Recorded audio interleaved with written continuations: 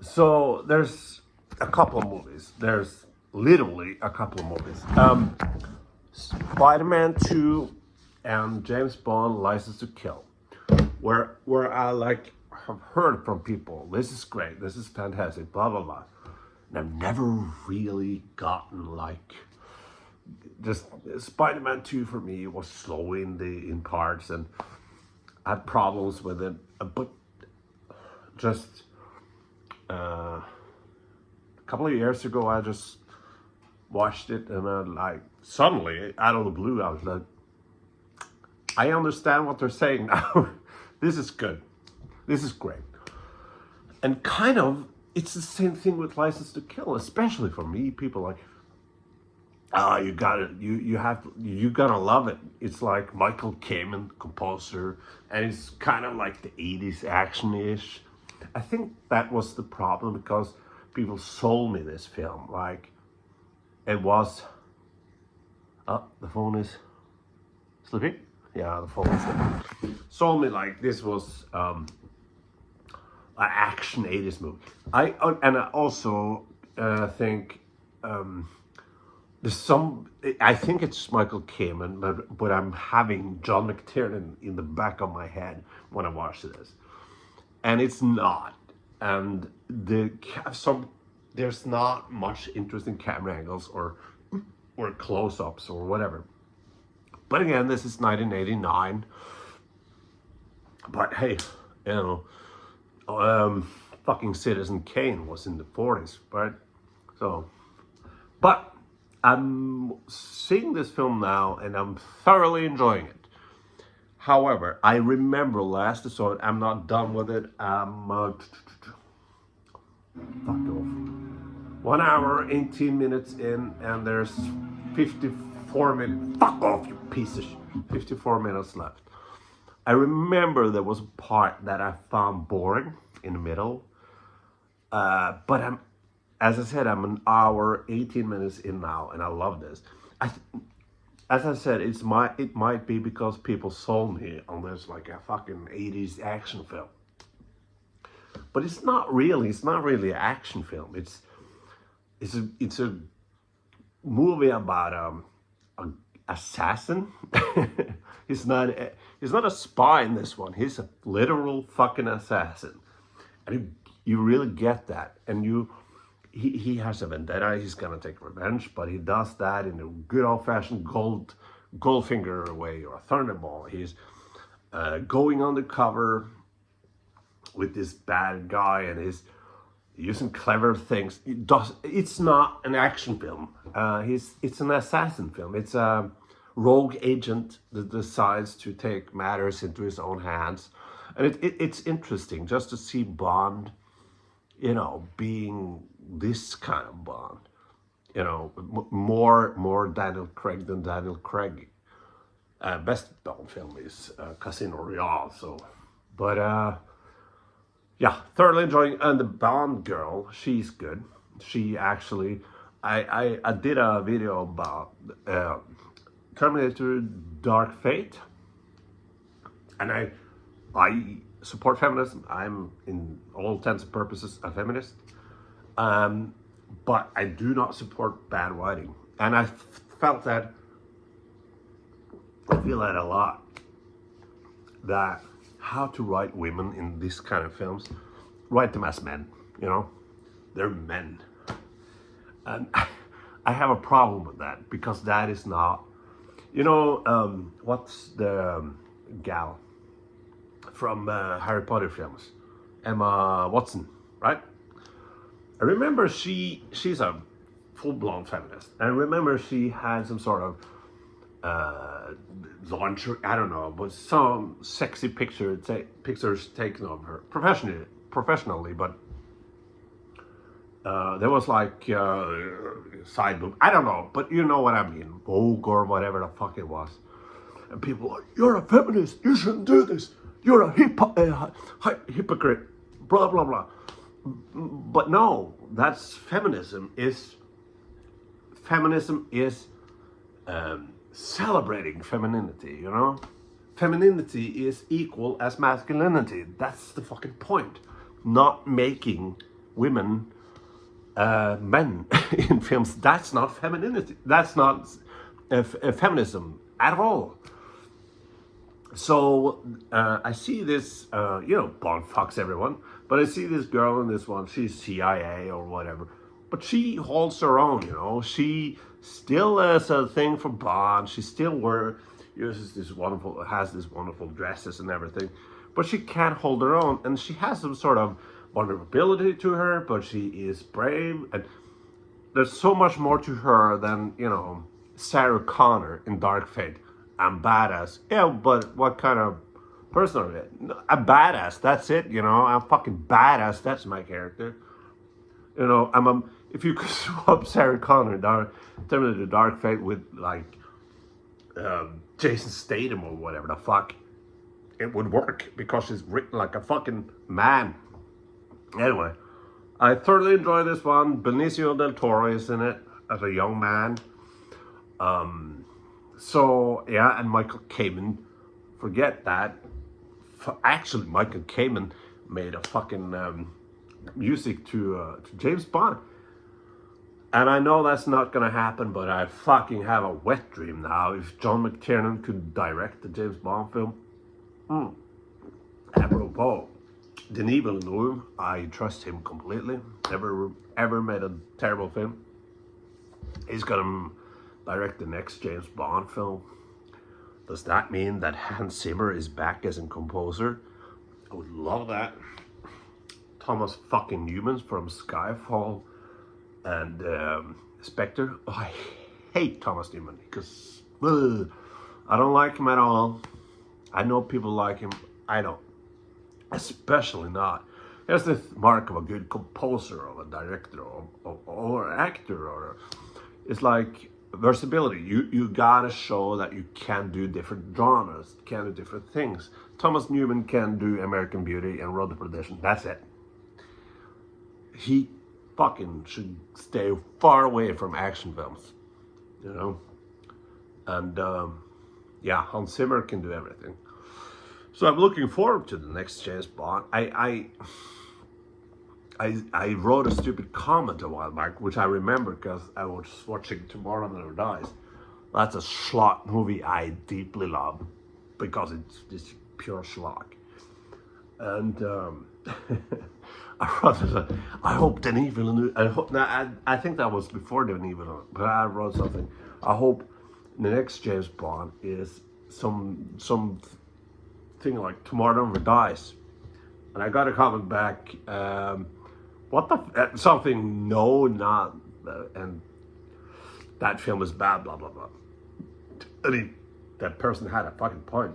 I was just so when I was watching Tomorrow Never Dies, I was so invested in schlock. So I kind of missed the Roger Moore area, the schlocker part of James Bond, just having fucking fun, But I know that's not what Denis Villeneuve does. I know he is a master of visual storytelling. I almost said something about Christopher Nolan, but we'll leave that alone. He's terrible. But yeah, visual storytelling. I'm really excited because Denis Villeneuve has said he's a real Bond fan. He said that about Blade Runner 2, the first one. He said that about Blade Runner, and he said in interviews, why the question was asked, why did you take this job? And he said, because I didn't want anyone else to fuck it up. And hey, the Blade Runner 2049 is fucking better than the first, and that's a tall order, So I'm optimistic about the future of James Bond, and thus far I love License to Kill. I'll update you if I feel something else. So this movie came out in 1989, summer 1989. The year and the season I was born. I was born July 13th, 1989. Anyway, so in 1989, summer of 1989 had the Batman, Batman had Indiana Jones, It's fuck. I know '89 had some bangers, but fuck, there was some other films that came out in 1989. Ah, fuck it, whatever. But people didn't watch, especially in America, didn't watch the License to Kill film.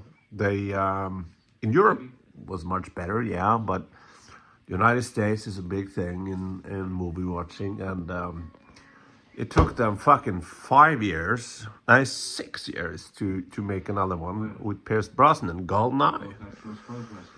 Now it's more common. Before this, it was a common thing to have shit out a James Bond film every 2 years, something like that. They were shitting them out like it was episodes from a series, you know. But I guess this started the whole thing where it took longer, which is a good thing. But yeah, James Bond got the License to Kill thing revoked, and I guess he got fired for some reason, or he retired. He said that, but who knows what M did. But he's not he's a rogue agent now, and he's using that to his advantage by now going undercover and pretending he is fuck MI6. I'm now a rogue agent. I'm now an assassin, which James Bond feels like. He feels like an assassin. Yeah. Also, gotta say that I'm watching it in 4K on Netflix. Now it's apparently soon gonna, all the James Bond films soon gonna fucking disappear from Netflix. And they showed up in January, so 2 months ish they've been on Netflix. Whatever. I have a Netflix where we get 4K because we have 4K TVs. This one in particular looks great in 4K. It's a lot of 4K films, older especially, that you don't fucking see the difference, man. But this one you do. This is good old-fashioned James Bond, man. James Bond infiltrating and fucking with the bad guy. He's now doing the thing for a fistful of dollars, where Sean Connery, Clint Eastwood, just fuck with the two people that are fighting it. There's two gangsters, two whatever the fuck, fighting, and Clint Eastwood is just using that to just make them kill each other. And that's a Bond thing. That is very Sean Connery thing to do. And, well, Roger Moore too, to be quite frankly. But I love to see it in this one.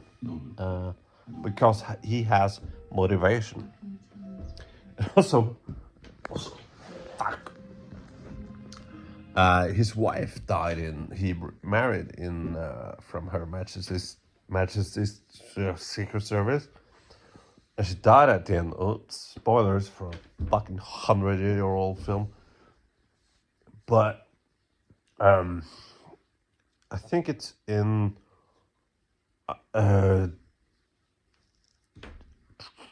For Your Eyes Only. They reference his marriage. That's a film with one of my favorites with Roger Moore. And they reference his marriage in this one. Like Felix Leiter says, he was married at some point, blah, blah, blah, blah. And if you see this film as its own thing, completely disconnected with all the other Bonds, which I'm doing now, kind of. I'm trying to use my brain to just see this as its own thing, its own film.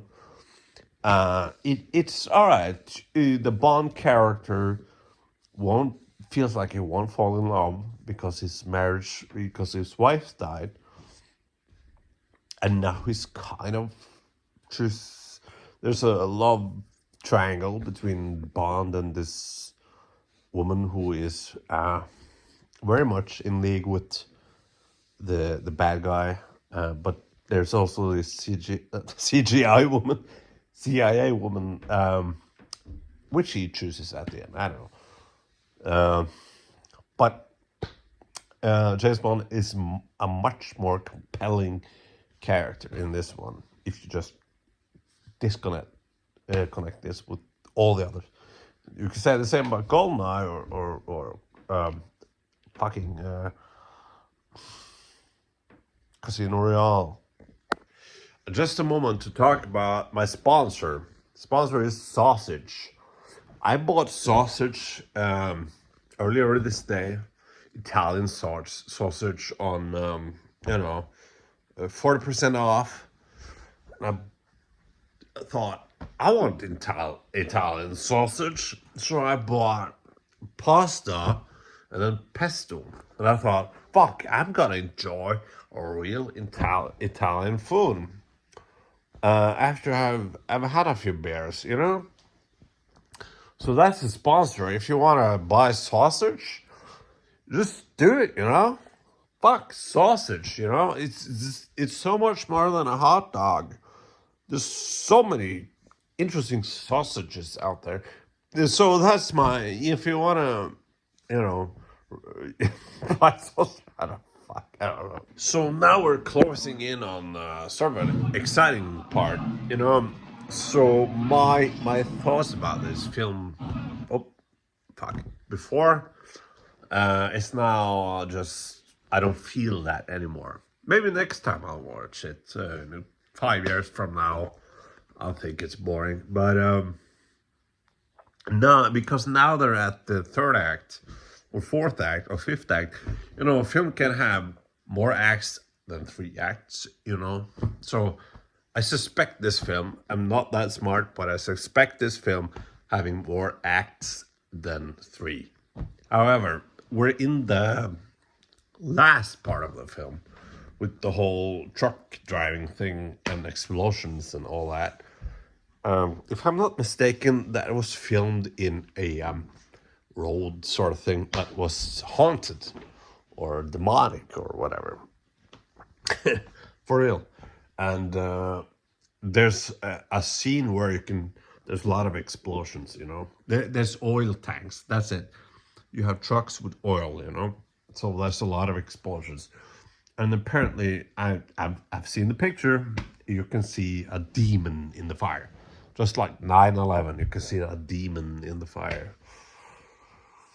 But that's, you know, people need something to do. You know, if they have nothing in their lives, oh, you know, okay. Ghosts or conspiracy theories, whatever, fuck it. You know, I like that James Bond is using his brain, you know.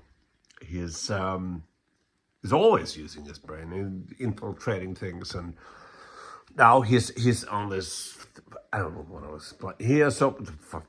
He's almost dying, and fucking Benicio del Toro is gonna kill him. But before that, you know, Sanchez or the bad guy, whatever, it doesn't matter. So it's the end now. So it's the end, and it's a pretty cool segment with you know, trailers, whatever, and blowing up, and as I said, but the before now Denis Villeneuve, when Amazon bought MGM, they had a thing with not for some fucking reason, they had a thing with what not well-known directors directing a Bond film. The most well-known director directing a Bond film was